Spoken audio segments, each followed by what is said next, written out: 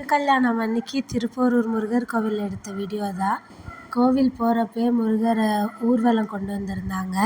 அந்த லைட்டோட பிரைட்னஸில் ஃபேஸ் சரியாக தெரியல. நாங்கள் போகும்போது அரௌண்ட் 9:30 இருக்கும். பட் அப்போவுமே ரொம்ப கூட்டமாக தான் இருந்துச்சு. எனக்கு எப்போவுமே திருக்கல்யாணம்னா ஒரு விஷயந்தான் ஞாபகம் வருது. லாஸ்ட் இயர் கரெக்டாக திருக்கல்யாணம் அன்றைக்கி தான் நாங்கள் கார் வாங்கியிருந்தோம். எங்களுக்கு அப்போது திருக்கல்யாணம் ஞாபகம் இல்லை. சும்மா கோவில் வாசல்லையாவது போய் சாமி கும்பிட்லான்னு போனோம். நாங்கள் போகிறப்ப அரௌண்ட் 10 o'clock இருக்கும்.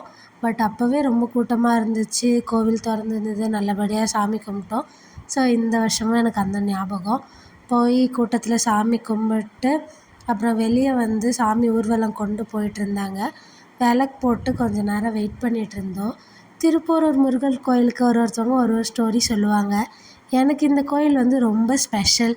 ஏன்னா சென்னையில் நான் நிறைய கோயிலுக்கு போயிருக்கேன். எல்லா கோவிலுமே நான் இந்த கோவில் போகலான்னு சொன்னால் என்னோடய ஹஸ்பண்ட் அவர் கூட்டிகிட்டு போவார்.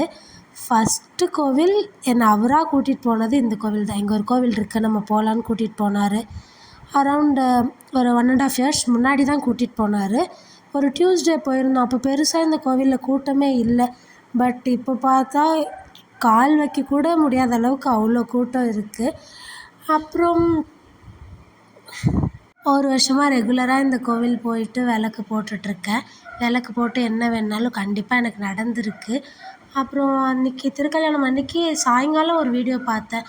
இந்த கொடிமரத்தை சுற்றி ஒரு 108 சுற்றிட்டு கவுண்ட்டுக்காக கடலை போடணும் அப்படின்னு சொல்லியிருந்தாங்க ஒரு அக்கா.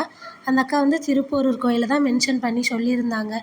எத்தனை மணிக்குன்னா 3 to early morning 4 to evening 4க்குள்ளே அது பண்ணினா ரொம்ப நல்லது, எனக்கு நல்லது நடந்திருக்கு அப்படின்னு அந்த அக்கா சொல்லியிருந்தாங்க. நான் வீடியோ பார்க்கும்போது மணி 8. அப்புறம் கோவிலில் போய் அந்த கடலையை ஸ்பாட் பண்ணோன்னே எனக்கு அது ஞாபகம் வந்துச்சு. அப்புறம் சாமி ஆரத்தி எல்லாம் பார்த்துட்டு வீட்டுக்கு கிளம்பியாச்சு. பாய்.